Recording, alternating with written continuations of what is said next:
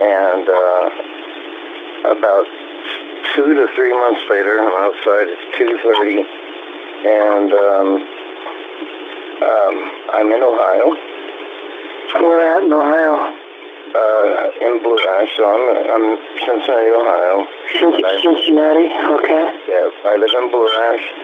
Wright Pat Air Force Base is 45 minutes away from here. And I'm outside.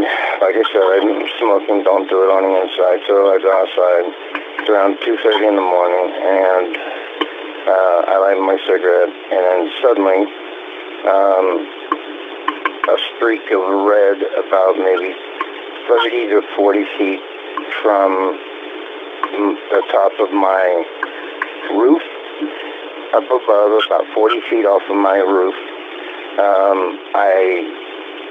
I mean, it was very quick and fast. The first one, it was a red orb. It flew by, and then after it, 4 exactly the same size objects flew by. The first one goes out about 200 yards, cuts about it goes up in the air about maybe, I would say, close to 150, 200 yards again. It stops the other 4, and these things were not flares. They were very close to each other. I mean, it wasn't human. And they went out, like I said, the first one, it stopped about 200 feet in the air. The other 4 went that same path, went up and went into the other one, and poof, gone. And where it left, the color of it, which was red, where it just went blank, you can actually see. And like, you ever been on a highway and it's hot as hell, and the heat is coming from the asphalt? Yeah. Well, that's exactly what I was looking at. It was it looked like that same thing you would see where the hot was coming off of the asphalt. It stayed there for a while, and I was just dumbfounded on what I just saw. And I'm all amped up. I come inside. I try to calm down because I just found out that we are not alone. What was the date of that sighting? Well, it was around end of May.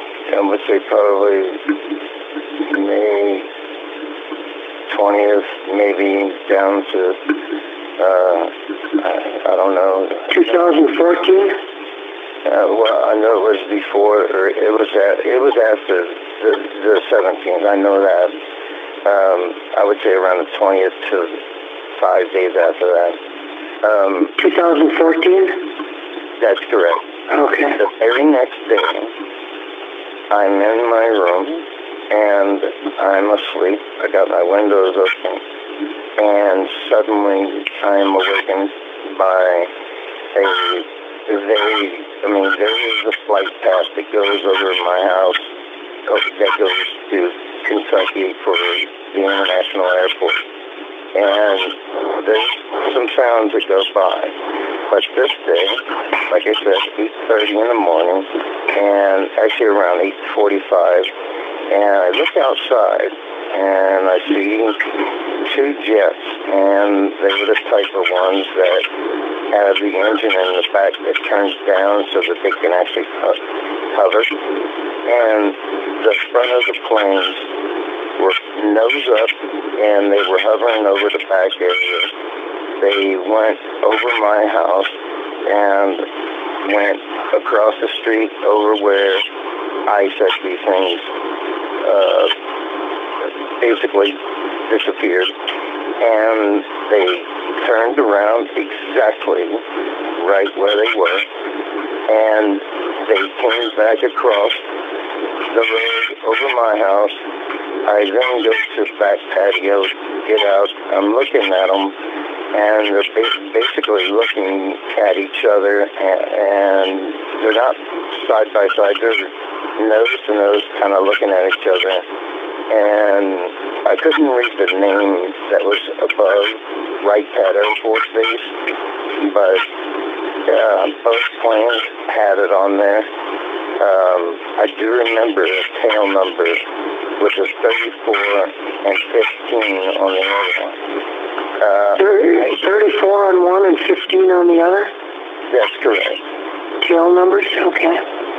And they were, Wright Pat, and it even said Wright Pat Air Force Base.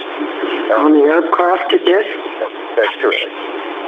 So they're looking, and I can actually see the pilot in one of them, and I motioned with 2 fingers, and I pointed at my eyes, and I said, I saw, looking in the air, and pointing myself into the air.